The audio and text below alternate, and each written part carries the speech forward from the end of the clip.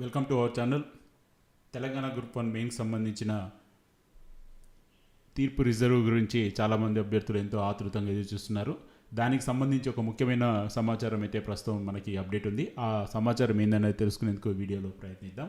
So banner reading చూసుకుంటే Telangana group 1 case తీర్పు reserve సంబంధించిన ముఖ్యమైన సమాచారం, తీర్పు ఎప్పుడు వెలువడవచ్చు క్వశ్చన్ మార్క్. సో డైరెక్ట్ మన టాపిక్లోకి వెళ్తే, సో దాదాపుగా తెలంగాణ గ్రూప్ 1 మెయిన్స్ 2024 మీద ఫైల్ అయినటువంటి 11 కేసులకు కలిపి తెలంగాణ హైకోర్టు తీర్పు వెలువడించనుంది. సో అందులో భాగంగానే సోమవారం రోజున జూలై 7/7/2025 ప్రొసీడింగ్ షీట్లో 11 కేసు నెంబర్లు కూడా మెన్షన్ చేయడం జరిగింది. 1 2 3 4 5 6 7 8 9 10 11. సో మీరు ఇక్కడ స్క్రీన్ మీద చూడొచ్చు. ఇదంతా కూడా ఓపెన్ యాక్సెస్ డేటా. ఎవరైనా కూడా గౌరవ తెలంగాణ హైకోర్టు వెబ్సైట్లోకి వెళ్తే మీకు ఈ షీట్ అయితే అవైలబుల్ ఉంటుంది. అందులో క్లియర్గా మెన్షన్ చేశారు, arguments concluded, reserve for orders. So reserve for orders అంటే ఇది లీగల్ టెర్మినాలజీలో చూసుకుంటే దాదాపు అతి త్వరలో ఈ కేసుకు సంబంధించి జడ్జిమెంట్ ఎప్పుడైనా వెలువడవచ్చు అని చెప్పేసి, దీని అర్థం అని చెప్పేసి మనకి లీగల్ టెర్మినాలజీ చెప్తుంది. అంటే ఆల్మోస్ట్ ఎప్పుడైనా కానీ ఒక కంక్లూజన్ తీసేసుకొని రావచ్చు అని చెప్తున్నారు. సో చాలామంది అభ్యర్థులు ఒక రకమైన కన్ఫ్యూషన్లో ఉన్నారు. జడ్జిమెంట్ రిజర్వ్ ఫర్ అని చెప్పించినప్పుడు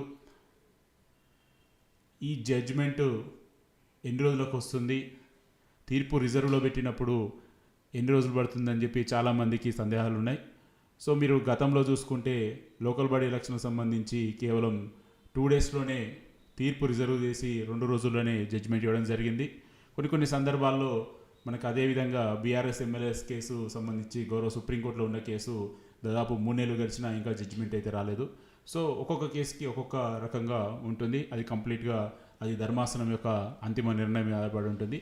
సో ఇప్పుడు వీళ్ళు మెన్షన్ చేసిన షీట్లో ఒక పదం బట్టి మనం లీగల్ టెర్మినాలజీలో చూస్తే అతి త్వరలో, రేపో ఎల్లుండో ఎప్పుడైనా కావచ్చు, ఓవరాల్గా అయితే అతి త్వరలోనే ఈ కేసులో సంబంధించినటువంటి తీర్పు వెలువడే అవకాశం ఉన్నట్టుగా దీని యొక్క అర్థం అని చెప్పేసి మనకి ఇక్కడ ఏఏలో కూడా మనకి అన్నిట్లో కూడా దాని టెర్మినాలజీ అదే కనబడుతుంది.